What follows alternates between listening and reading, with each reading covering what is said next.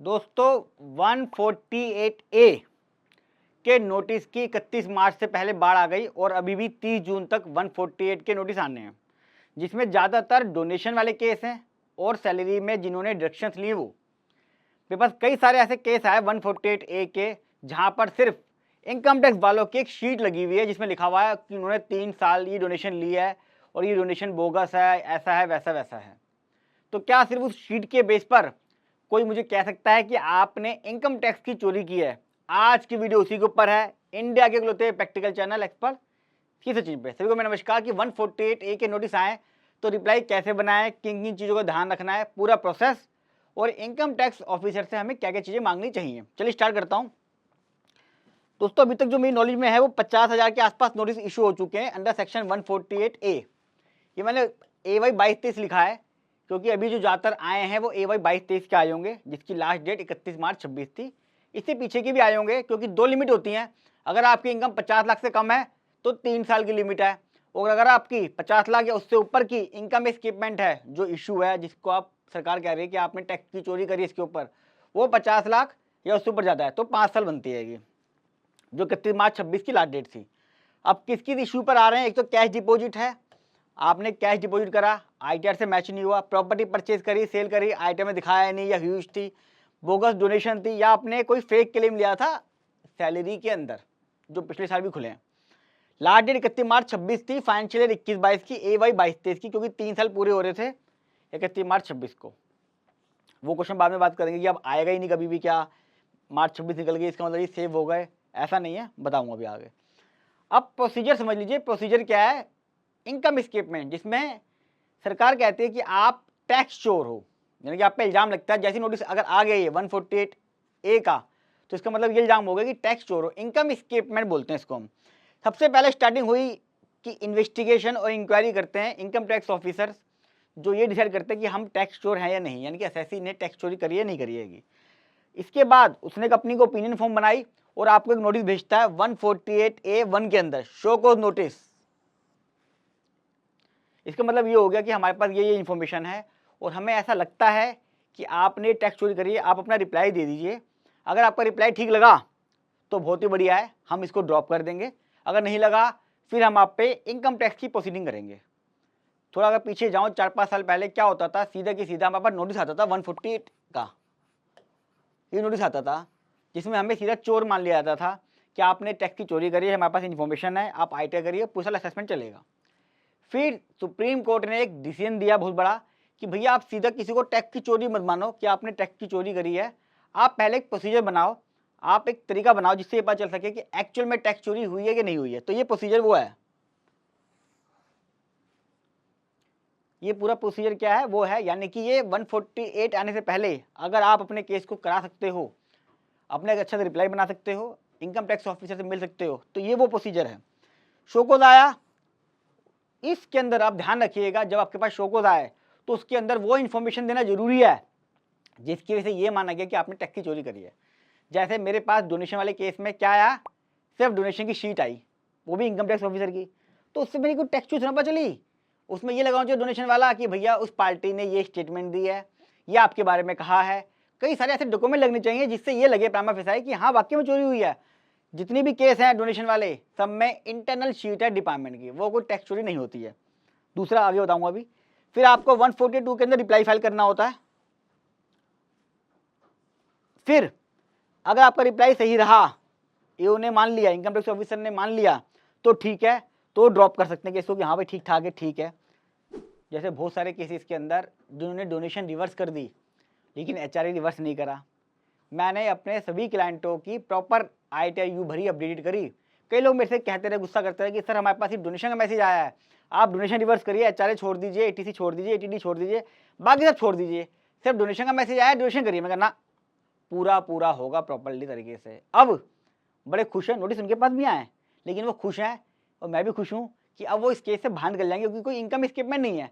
लेकिन कई सारे केस ऐसे भी मेरे पास आए हैं जहाँ पे उन्होंने सिर्फ डोनेशन करी थी और अब उनका नोटिस आ गया, वो कह रहे अब क्या करें हम, HRA बोगस था।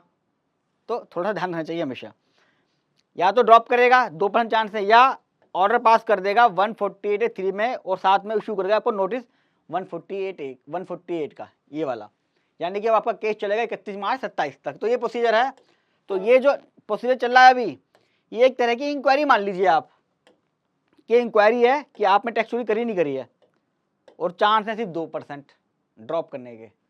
अब समझाता हूँ क्या करना है दोस्तों। शो को उसका रिप्लाई जो जाता है वो वन टाइम रिप्लाई जाएगा, यानी कि कई लोग क्या करते हैं कैजुअल तरीके से रिप्लाई बनाए थे ना, आपने जो यहाँ रिप्लाई दे दिया वो पूरे साल चलेगा, उसी फैक्ट पे चलना पड़ेगा, तो वन टाइम रिप्लाई जाता है। कई बार लोग मेरे से कहते हैं सर नोटिस का रिप्लाई बना दीजिए, 5 साल ले लीजिए। मैं कहता हूँ ना, रिप्लाई तो पूरा ही बनेगा जो पूरे साल भर चलना है।